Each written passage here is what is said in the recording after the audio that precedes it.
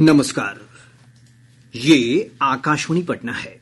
अब आप खालिद रशीद से प्रादेशिक समाचार सुनिए। पहले मुख्य समाचार। रुपौली विधानसभा उपचुनाव के लिए कड़ी सुरक्षा व्यवस्था के बीच मतदान जारी। 3 लाख से अधिक मतदाता 11 प्रत्याशियों की किस्मत का कर रहे हैं फैसला। मुख्यमंत्री नीतीश कुमार आज पटना के जेपी गंगा पथ के तीसरे चरण का लोकार्पण करेंगे। राज्य की प्रमुख नदियों में उफान के कारण पूर्वी चंपारण, पश्चिमी चंपारण और सुपौल समेत कई जिलों में बाढ़ की स्थिति गंभीर। नए इलाके भी बाढ़ की चपेट में। और सीवान से दिल्ली जा रही बस उत्तर प्रदेश के उन्नाव में दुर्घटनाग्रस्त। भीषण सड़क हादसे में 15 लोगों की मौत, 20 से अधिक घायल। अब समाचार विस्तार से। रुपौली विधानसभा उपचुनाव के लिए कड़ी सुरक्षा व्यवस्था के बीच मतदान जारी है। निर्वाचन आयोग से प्राप्त जानकारी के अनुसार रुपौली विधानसभा क्षेत्र में 3,13,664 मतदाता अपने मताधिकार का प्रयोग करने के साथ ही 11 प्रत्याशियों की चुनावी किस्मत का फैसला कर रहे हैं। निर्वाचन आयोग के अनुसार इस क्षेत्र में 3,13,664 मतदाता हैं। और ब्यौरा हमारे संवाददाता से। रुपौली विधानसभा उपचुनाव को लेकर सुरक्षा की चाकचौबंद व्यवस्था के बीच सुबह 7 बजे से ही सभी 321 बूथों पर मतदान शुरू हो गई है। सुबह से ही मतदाताओं की लंबी कतारें विभिन्न बूथों पर देखी जा रही है। रुपौली विधानसभा क्षेत्र से 1,61,712 पुरुष जबकि 1,51,936 महिला वोटर हैं। पहली बार वोट करने वाले मतदाताओं की संख्या 3,951 है। थर्ड जेंडर वोटर की संख्या मात्र 16 है। इसके लिए 70 ऑब्जर्वर की नियुक्ति की गई है। इस बार 120 बूथ संवेदनशील और अति संवेदनशील है। वहीं 161 बूथों पर वेबकास्टिंग से चुनावी व्यवस्था पर निगरानी रखी जा रही है। आकाशवाणी समाचार के लिए पूर्णिया से होमी चंदन। उपचुनाव में मुख्य मुकाबला एनडीए उम्मीदवार जदयू के कलाधर प्रसाद मंडल और महागठबंधन की ओर से राजद उम्मीदवार बीमा भारती के बीच माना जा रहा है। मतों की गिनती 13 जुलाई को होगी। मुख्यमंत्री नीतीश कुमार आज पटना के जेपी गंगा पथ के तीसरे चरण का लोकार्पण करेंगे। इस दौरान विधानसभा अध्यक्ष नंद किशोर यादव, उप मुख्यमंत्री विजय कुमार सिन्हा और स्थानीय सांसद रविशंकर प्रसाद मौजूद रहेंगे। इस पथ के लोकार्पण के बाद गायघाट से कंगन घाट के बीच नवनिर्मित जेपी गंगा पथ वाहनों के परिचालन के लिए खोल दिया जाएगा। जेपी गंगा पथ का यह सड़क भाग 3.5 किलोमीटर लंबा है। इससे पटना सिटी के निवासियों समेत अन्य लोगों को अशोक राजपथ पर लगने वाले भीषण जाम से राहत मिलेगी। साथ ही व्यापारियों को भी मंडियों तक पहुंचना आसान हो जाएगा। नेपाल के जलग्रहण क्षेत्रों में हो रही लगातार बारिश के चलते प्रदेश में कोसी, गंडक, बागमती और महानंदा समेत कई अन्य नदियां उफान पर हैं। केंद्रीय जल आयोग से प्राप्त जानकारी के अनुसार गंडक नदी गोपालगंज के डुमरिया घाट में खतरे के निशान को पार कर गई है। वहीं बागमती नदी का जलस्तर रुन्नी सैदपुर और बेनीबाद में लाल निशान से ऊपर दर्ज किया गया। कोसी नदी खगड़िया के बलतारा और महानंदा नदी किशनगंज के तैयबपुर, पूर्णिया के ढेंगरा घाट और कटिहार के झावा में खतरे के निशान को पार कर गई है। परमान नदी का जलस्तर भी अररिया में लाल निशान से ऊपर बना हुआ है। राज्य की प्रमुख नदियों में उफान के कारण कई जिले बाढ़ से प्रभावित हैं। कोसी नदी के जलस्तर में हो रही लगातार बढ़ोतरी के चलते पूर्वी चंपारण, पश्चिम चंपारण और सुपौल समेत कई जिलों में बाढ़ की स्थिति गंभीर हो गई है। साथ ही नए इलाकों में बाढ़ का पानी फैलने लगा है। कोसी बराज से कल देर शाम 2,42,000 से अधिक क्यूसेक पानी डिस्चार्ज किया गया। सुपौल से हमारे संवाददाता ने बताया है कि नए इलाकों में कोसी नदी का पानी तेजी से फैल रहा है। बीरपुर स्थित भीमनगर कोसी बराज पर नदी के जलस्तर में कमी आई है, लेकिन अब भी यह खतरे के निशान से ऊपर बना हुआ है। पिछले 3 दिनों के दौरान अत्यधिक पानी छोड़े जाने के कारण पूर्वी कोसी तटबंध के दर्जनों गांव बाढ़ की चपेट में आ गए हैं। कबियाही, करहरी, सनपतहा, ढोली, बनैया, बलथरबा, कटैया, भुलैया, बैसा, तकिया, उगरीपट्टी और मौरा सहित कई गाँव में लोगों के घरों में 2 से 3 फीट तक पानी जमा है। जल जमाव के कारण बाढ़ पीड़ितों के बीच भोजन पानी और पशु चारे की समस्या उत्पन्न हो गई है। वहीं सड़कों पर जल जमाव के कारण आवागमन भी बाधित हुआ है। आकाशवाणी समाचार के लिए सुपौल से रविशंकर चौधरी। हमारे मोतिहारी संवाददाता ने बताया है कि वाल्मीकि नगर गंडक बाराज से लगातार पानी छोड़े जाने के बाद पूर्वी चंपारण, पश्चिमी चंपारण, गोपालगंज और सारण जिले में भी बाढ़ की स्थिति गंभीर बनी हुई है। निचले इलाकों में बाढ़ का पानी फैल गया है। पूर्वी चंपारण में गंडक के साथ साथ सिकरहना नदी भी उफान पर है। और ब्यौरा हमारे संवाददाता से।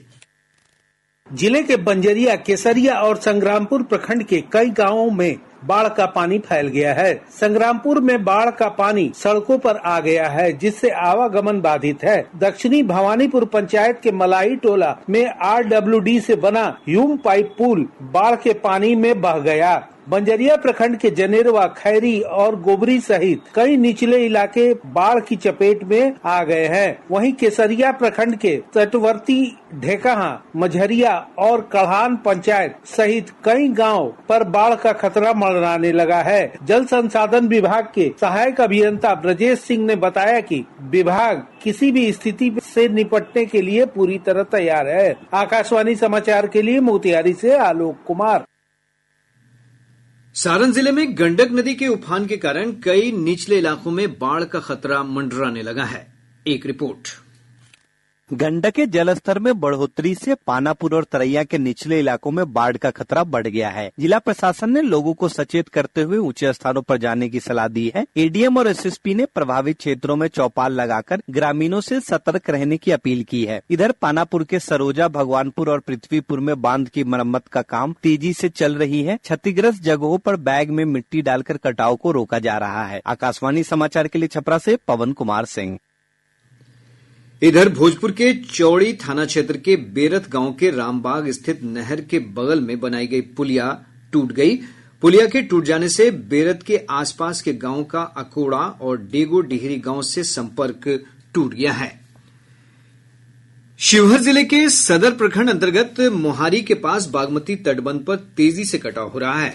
हमारे संवाददाता ने बताया है कि बागमती नदी के जलस्तर में उतार चढ़ाव के चलते तटबंध के टूटने का खतरा उत्पन्न हो गया है। प्रशासन की ओर से कटाव निरोधी कार्य मुस्तैदी से चलाए जा रहे हैं।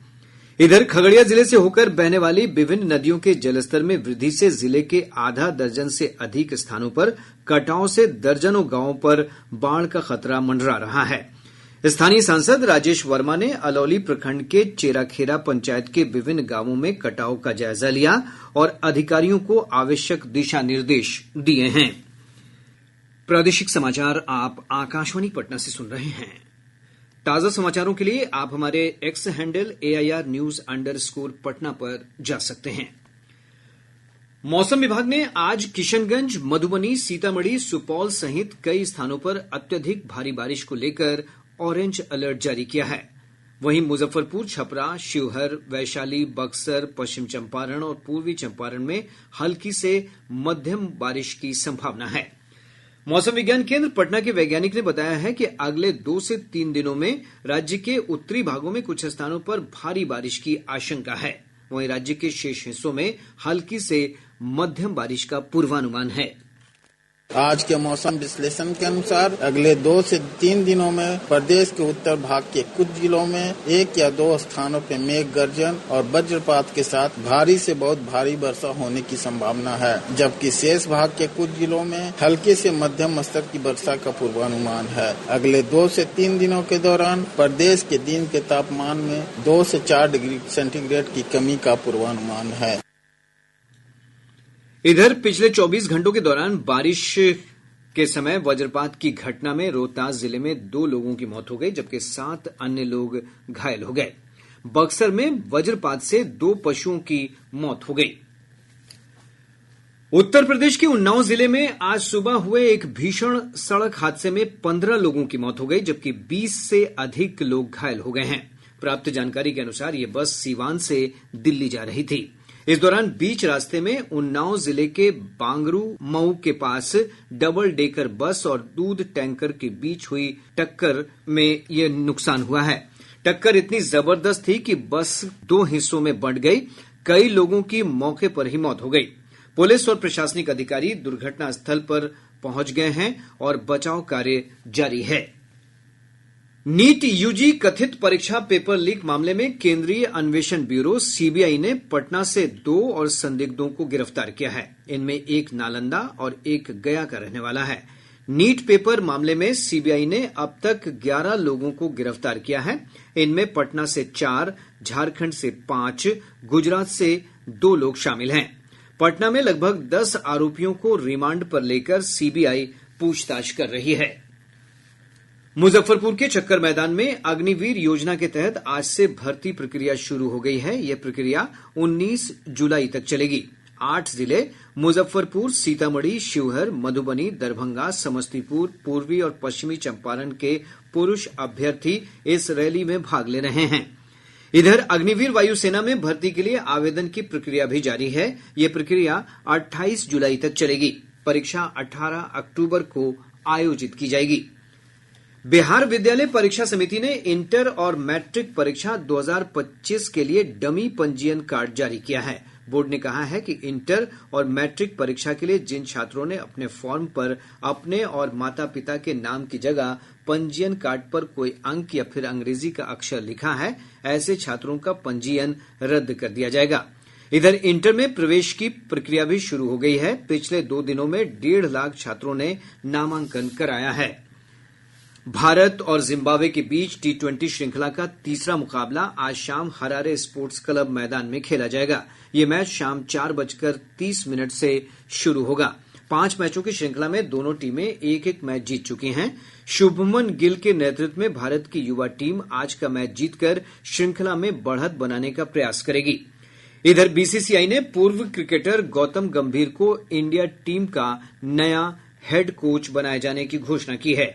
कोच के रूप में श्री गंभीर के कार्यकाल की शुरुआत श्रीलंका दौरे से होगी।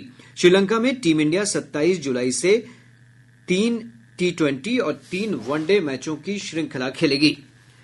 कटिहार नगर थाना क्षेत्र के न्यू मार्केट में खाद बीज मंडी स्थित एक बीज दुकान और गोदाम में भीषण आगलगी की घटना में करीब 1 करोड़ रुपए से ज्यादा का खाद बीज जलकर नष्ट हो गया।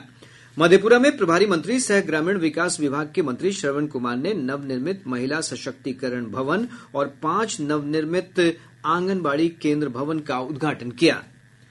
अब पटना से प्रकाशित प्रमुख समाचार पत्रों की सुर्खियां। आज के सभी समाचार पत्रों ने अलग अलग खबरों को प्रमुखता से प्रकाशित किया है। हिन्दुस्तान की सुर्खी है, दारोगा भर्ती परीक्षा में राज्य भर के 1275 अभ्यर्थी सफल, 3 ट्रांसजेंडर और 450 महिलाएं बनेंगी दारोगा। दैनिक भास्कर लिखता है, पूर्वी चंपारण में विराट रामायण मंदिर के दूसरे चरण का काम शुरू, मुख्य संरचना पर खर्च होंगे 185 करोड़। प्रभात खबर ने कॉमन यूनिवर्सिटी की खबर को प्रमुखता से प्रकाशित करते हुए लिखा है, सीयूटी यूजी आंसर की में आधे आंसर गलत।